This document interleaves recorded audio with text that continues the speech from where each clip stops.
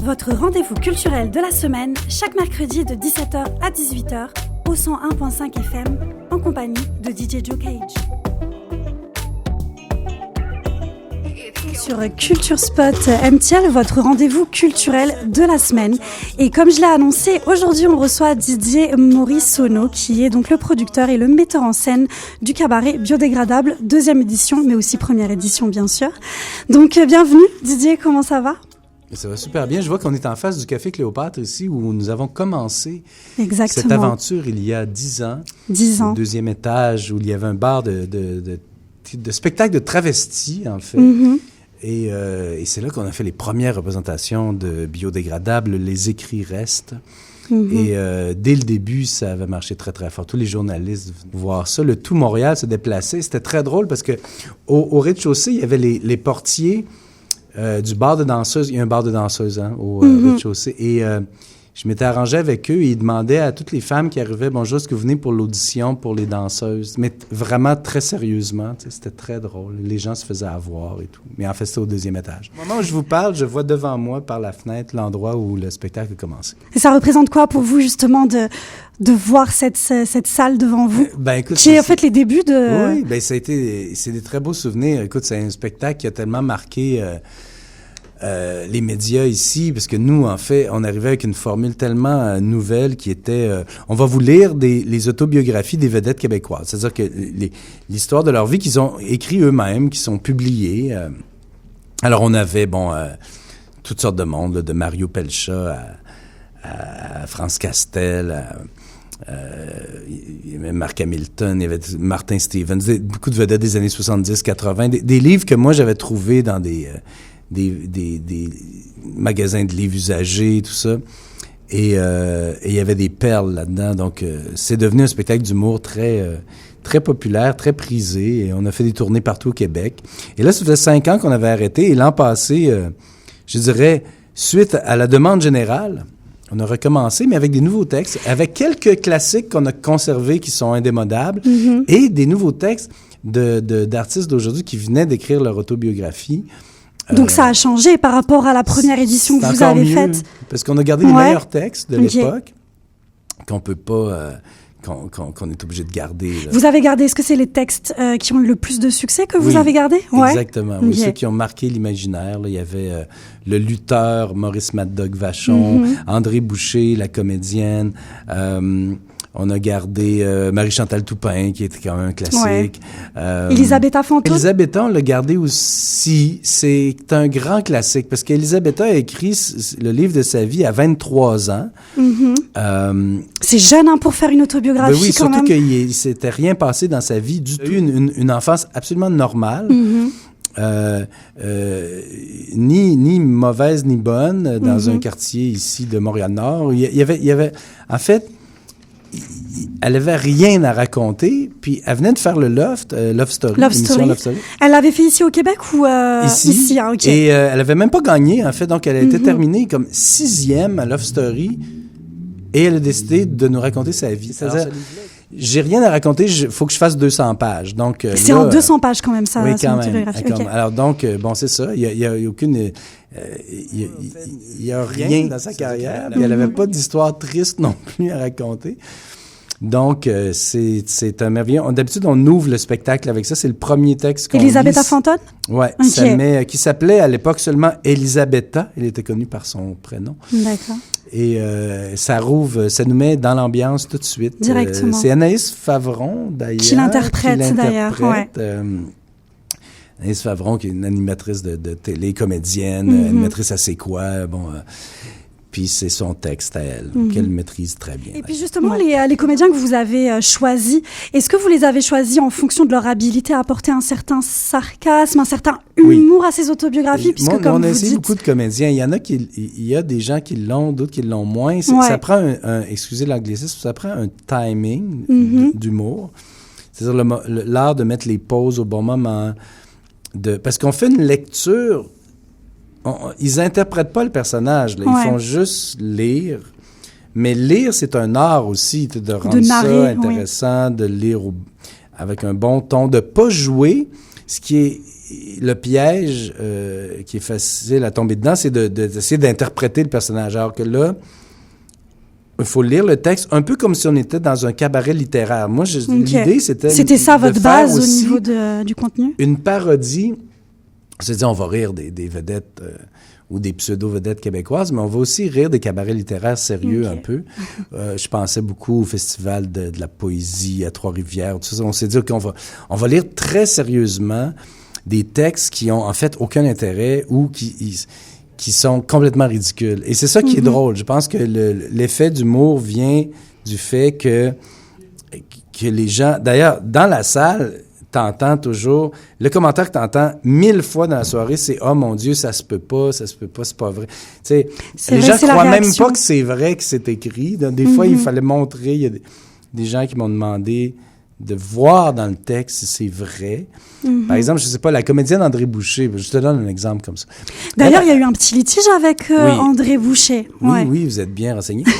André Boucher, elle raconte dans sa deuxième autobiographie, parce qu'elle en a écrit une qui a très, très bien marché, et donc l'éditeur a demandé d'en écrire une autre. 3 ans après. Donc là, elle avait déjà raconté toute sa vie. Donc là, elle s'est dit, qu'est-ce que je vais raconter? Ben, d'autres choses que j'avais pas racontées dans ma... Et donc là, elle raconte un lavement intestinal qu'elle s'est fait faire dans une clinique de santé aux États-Unis et qui s'est mal passé, en fait. Et c'est un chapitre au complet qu'on lit presque en intégralité et c'est vraiment ça. Je raconte mon lavement intestinal. Qui aussi? C'est-à-dire que là, moi, c'est toujours la question quand je lis chacun de ces livres-là, et là, on en a des nouveaux qui viennent de... c'est toujours, mais à qui ça s'adresse? Penser que ça pourrait intéresser quelqu'un et pourquoi? Et là, c'est très, très drôle. Hein? On a des classiques aussi, comme par exemple... Michel Giroir, ça, c'est un nouveau texte qu'on lit, qui est un vieux livre, mais que j'ai découvert au Colisée du livre avant que ça ferme l'an passé. C'est Michel Giroir qui a écrit un livre qui s'appelle « Je vis mon homosexualité ». En 1980, il a écrit ce livre-là. Et c'est absolument merveilleux parce que là, c'est tellement surréaliste. Michel Giroir, il était connu au Québec parce que c'était, dans la début des années 70, le premier acteur, chanteur, si tu veux, à avouer son homosexualité. Bon, alors à l'époque, ça avait fait comme... scandale, où ça avait fait beaucoup parler. Bon. Et là, il a écrit un livre là-dessus.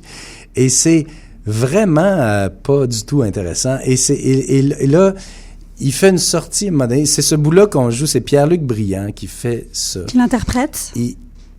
Il parle contre les bisexuels. Alors là, c'est comme un genre de curé qui monte en chair. Et là, il condamne la bisexualité, mais avec les mêmes mots qu'à l'époque, on condamnait l'homosexualité. C'est-à-dire qu'il dit, par exemple, que les bisexuels, c'est des gens qui ont aucune morale, qui sont des hypocrites, qui ne causent que le malheur autour d'eux. En tout cas, c'est à hurler de rire, là, parce que tu dis, attends, mais le gars, il se rend même pas compte qu'il est en train d'utiliser les mêmes mots que les homophobes utilisaient contre les homosexuels. Ouais. Lui, il condamne les bisexualités en disant presque qu'ils n'ont pas le droit de vivre et qu'ils devraient être honnis de la société. Écoute, c'est puis Pierre-Luc Briand qui lit ça, qui est probablement l'acteur le moins homosexuel que je connais. Donc, ça rajoute encore au côté suave du sketch. Parce que des petits sketchs, hein, ça dure... chaque lecture dure à peu près 10 minutes. On prend vraiment les extraits les plus croustillants du livre. Et d'ailleurs, au niveau des extraits, dans votre processus de création, de mise en scène, est-ce que vous avez laissé la liberté aux comédiens de choisir les extraits des autobiographies? Non, c'est les extraits, c'est moi qui les ai choisis. C'est vous qui les avez choisis, OK. Et c'était pas facile parce que d'abord, pour trouver... une autobiographie qui est drôle, il faut en lire 10, parce que souvent, c'est intéressant. Alors qu'il y en a qu'on peut pas lire, parce qu'il y en a qui sont, d'abord, des vraies vies d'artistes, là, tu sais, des Dominique Michel, Gilles Latulippe, tu sais, des 50 ans de carrière, des trucs, bon, c'est vraiment intéressant. En fait, il y a pas de matière à rire. Il y en a qui sont tellement pathétiques et c'est pas drôle, tu sais, il y en a qui ont vécu des événements assez choquants, c'est vraiment lourd, là, tu sais, je me rappelle plus son nom m'échappe, mais une actrice, là, c'était comme, bon, ben j'ai été violée, j'étais à l'hôpital psychiatrique. Là, tu dis, OK, mais il n'y a rien de drôle là, donc ça, bon, on touche pas à ça. Et il y a 3 raisons qui font qu'un texte m'intéresse, moi. Et devient drôle. C'est drôle parce que c'est tellement pas intéressant que c'est drôle, ou c'est drôle parce que c'est complètement surréaliste, c'est-à-dire que on est comme Michel Giroir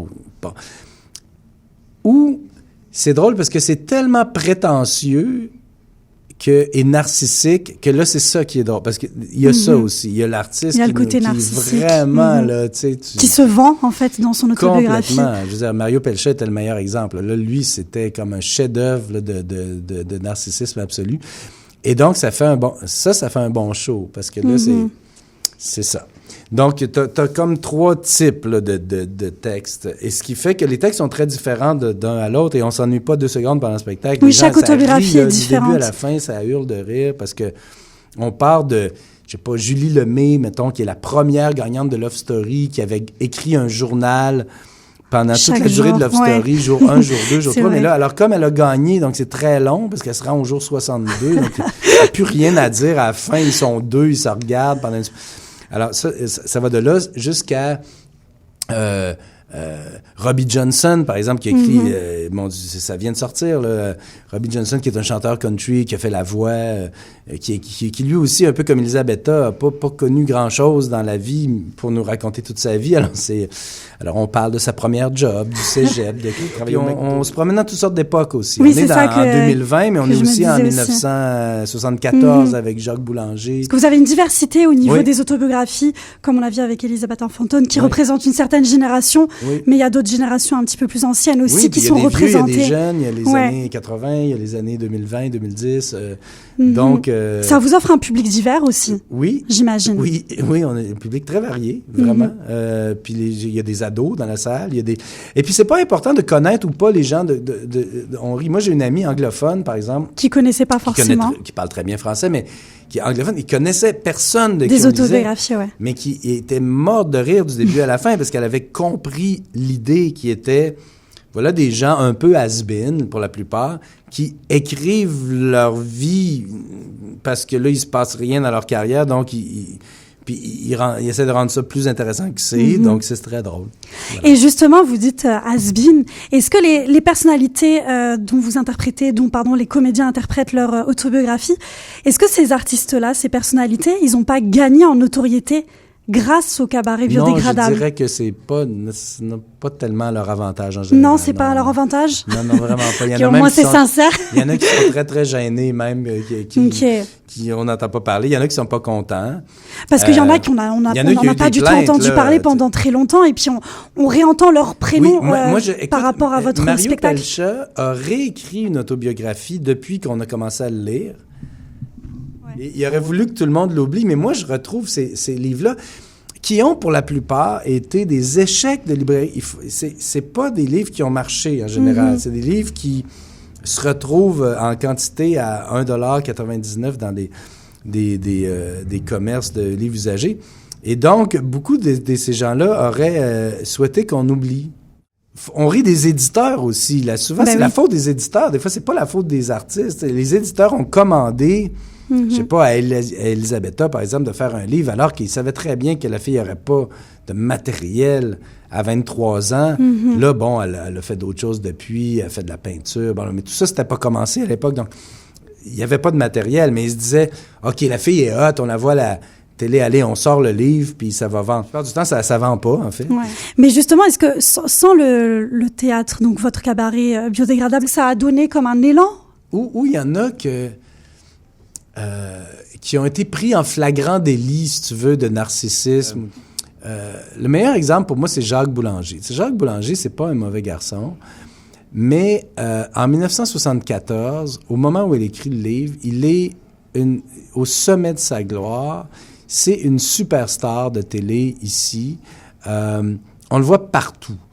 Je sais pas ce serait quoi même l'équivalent, je te dirais aujourd'hui. Là, je te dirais, il y a même pas d'équivalent. Ce serait un Charles Lafortune, un père, ou un, tu sais, quelqu'un qui est assez omniprésent, qui est adoré des foules. Et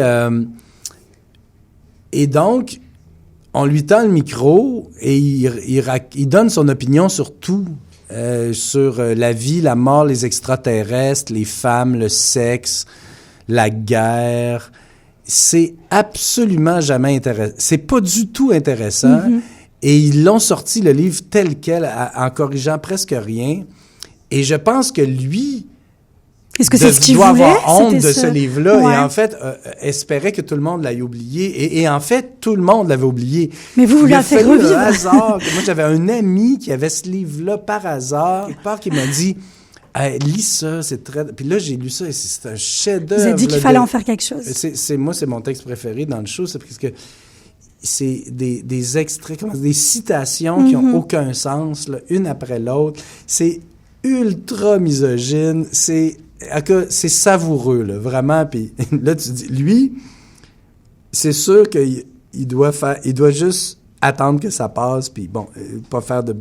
espérer que tout le monde... Mais finalement, à la vous êtes venu et puis vous l'avez... Mais ils ont fait une émission sur lui à Les Enfants de la télé.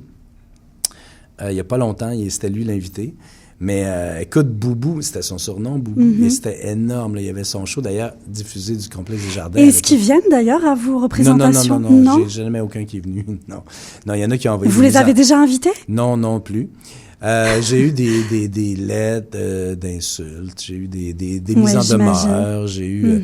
Il y en a 2 ou 3 qui l'ont vraiment mal pris. Là. La plupart, ils disent rien, ils attendent que ça passe. Là. Il y a des gens qui sont que je croise là, souvent. Moi, je suis producteur de spectacles, de théâtre. Aussi, oui. Vous êtes agent artistique aussi pour certaines personnalités maintenant, artistes? Je suis plutôt producteur de spectacles depuis longtemps. Et j'ai été agent pendant des années. Là, mais... Donc, je croise aussi, il y a des croises. Tu sais, une fille comme France Castel, je la croise souvent, mais je veux dire, France Castel, c'est autre chose. Là. C'est quelqu'un qui a une vraie carrière puis qui travaille énormément aujourd'hui encore. Là. Donc... Bon, pour elle, ce livre-là est à oublier, puis c'est tout. Là. Mais c'est ça, c'est tout. On n'est pas... moi, je suis ouvert à tous les textes de toutes les années, puis c'est très drôle. Oui, est-ce que vous allez rajouter d'autres textes pour une autre édition, justement? Ben, j'en ai plein à lire encore. Ouais. J'ai des piles de chez nous que j'ai pas lues. Donc, le cabaret biodégradable, il est en constante évolution. Oui, c'est ça, en constante évolution, exactement. Parce que là, par exemple, on lit un livre de l'an passé qui... d'une fille qui qu'on surnommait la jeune millionnaire, que vous avez probablement entendu parler d'elle, Eliane Lagacé. Elle a écrit un livre un peu pour dire « Moi, je suis millionnaire, puis je vais vous expliquer comment ça marche dans la vie ». Alors, ce qui est très drôle, c'est que la fille, depuis, elle a fait faillite et elle est poursuivie pour fraude par des centaines de personnes. Et donc, sachant ça rend le livre beaucoup plus drôle. Le livre est sorti en 2019. 6 mois après, la fille elle avait perdu tous ses business. Puis en fait, on s'est rendu compte que c'était une mythomane et que la moitié des trucs qu'elle racontait, c'est pas vrai. C'est un livre complètement délirant, en plus, que ça n'a ni queue ni tête. Là, c'est très, très drôle. Parfait. Écoutez, Didier, on va en savoir un petit peu plus juste après. On va faire une petite pause musicale et puis on va revenir sur les anecdotes du cabaret biodégradable, 2e édition. Alors, pourquoi le cabaret du Lion d'Or? C'est une belle grande... D'abord, c'est une magnifique salle. C'est une des plus belles salles à Montréal. Dans cette grandeur-là, c'est une salle qui a 250 places. C'est parfait pour nous. Et c'est surtout une ambiance de cabaret. C'est-à-dire qu'il y a des tables, il y a un bar, les gens peuvent boire un verre. Je dis pas que le spectacle n'est pas drôle quand on boit pas, mais des fois, ça va bien avec un petit verre. Donc, on l'a toujours fait dans des cabarets. On a fait d'abord le Café Cléopâtre au 2e, qui était un cabaret. Ensuite, l'Astral, qui est aussi un cabaret. On a toujours... Moi, je veux le faire à un endroit où ils servent à boire. Où il y a de la consommation aussi. Oui, ça fait une ambiance de cabaret, qui est l'idée de notre show. En fait. Et donc, vous avez commencé au Café Cléopâtre. Ensuite, il y a eu l'Astral. Oui. Maintenant, le cabaret du Lion d'Or. Est-ce que les 2 places précédentes, elles vous manquent? Est-ce que ça enlève quelque chose à... Non, honnêtement, le Lion d'Or, je trouve que c'est le meilleur endroit où on est allé. Okay. C'est bien situé. Bon, tout le monde connaît un peu. C'est au coin de Ontario et Papineau, sur Ontario. C'est parfait. C'est juste une belle grandeur de salle. On fait des lectures. On peut pas faire une trop grande salle. Puis il faut que ce soit quand même assez grand pour qu'il y ait de l'ambiance. Ça nourrit d'entendre les rires de la foule qui rit, évidemment. du début à la fin. Ça s'adresse à qui, ce spectacle? Est-ce que c'est... Alors, non, j'aime la question, parce que c'est de l'humour de second degré. Mm-hmm. Mais est-ce que tout le monde peut y aller? Où tout le monde peut y aller. Mais le second degré, je me suis rendu compte pendant ma carrière que ce n'est pas accessible à tout le monde. Mm-hmm. C'est-à-dire que le second degré, c'est faire du drôle avec quelque chose qui est pas drôle au début. Transforme ça en humour. Je me rappelle, moi, j'avais produit... donc, pour résumer, je te dirais, c'est de l'humour pour les gens intelligents. Donc, vous êtes intelligent, vous êtes les bienvenus. Vous êtes intelligent, vous allez comprendre exactement de quoi on parle, puis vous allez rire à mort. Mais je me rappelle, moi, j'avais produit il y a 5 ans une comédie musicale qui était une parodie de 50 Shades of Grey. Okay. Comment s'appelait la comédie musicale? Ça s'appelait 50 Shades, la parodie musicale. De parodie musicale, OK. Et on avait engagé, celui que j'avais engagé pour faire Christian Grey, c'était Christian Grey, pour ceux qui connaissent pas, l'œuvre majeure de 50 Shades of Grey, c'est le playboy milliardaire de 28 ans. Okay. Et j'avais engagé Martin Laroche, qui est un comédien de 50 ans qui pèse 400 livres, pour faire le rôle principal. Alors, évidemment, c'est très drôle. Juste ça, c'était drôle. Mais il y avait des gens, des propriétaires de salles qui me disaient, oui, mais il n'est pas un peu gros pour jouer le rôle de Christian Grey. Puis là, alors, tu vois, quand vous posez des questions comme ça, c'est là que vous comprenez pas le second degré et vous aurez pas de fun au cabaret biodégradable. Donc, ça prend quand même une ouverture d'esprit pour venir à vos spectacles. Oui, on est d'accord? Il faut comprendre que oui, que c'est drôle. Mais honnêtement, les gens, ça rit énormément. Là. Vraiment, c'est le spectacle. Et le public, il réagit vraiment instantanément. Mais ça hurle de rire vraiment du début à la fin. Parce que les gens ne reviennent pas, en fait. C'est des rires, mais c'est aussi de l'étonnement. C'est-à-dire, mon Dieu, ce que j'entends toujours, là, qu'on entend là, comme une litanie, c'est « Oh mon Dieu, ça se peut pas, ça se peut pas, ça se peut pas ». T'entends ça tout le temps, parce que les gens disent « Mais ça se peut pas que quelqu'un ait écrit ce livre-là, et qui décrive des choses comme ça, qui parlent. » Et est-ce que vous allez être là le jour de la première représentation? Est-ce qu'on va vous voir? Moi, je suis là, je suis sur scène. Moi, je présente le show. Okay. Je fais au moins une lecture chaque soir aussi. Parfait. Ben, écoutez, merci beaucoup, Didier. Merci beaucoup pour cette interview. Mythique. Ce lieu mythique qui vous rappelle la première en de face votre... du Café Cléopâtre, où tout ça a commencé. Je te donne un scoop. Juste à toi, il y a Mylène Saint-Sauveur. Juste à moi. Oui, non, parce que je viens d'apprendre ça aujourd'hui. Mylène Saint-Sauveur, mon attaché de presse, elle ne sait même pas, il va l'apprendre en m'entendant. Il y a Mylène Saint-Sauveur qui s'est rajoutée à notre équipe. Donc là, on a vraiment... il y a toutes sortes de comédiens de partout. Là. C'est vraiment... Donc on a des comédiens connus, des comédiens moins connus, mais ils sont tous très bons et très drôles. Une belle liste d'invités. Oui. Parfait. Merci beaucoup à vous, les auditeurs, de nous écouter chaque semaine pour Culture Spot MTL. Vous pouvez me retrouver la semaine prochaine de 17h à 18h en compagnie de DJ Joe Cage. Je vous dis à la semaine prochaine. Merci.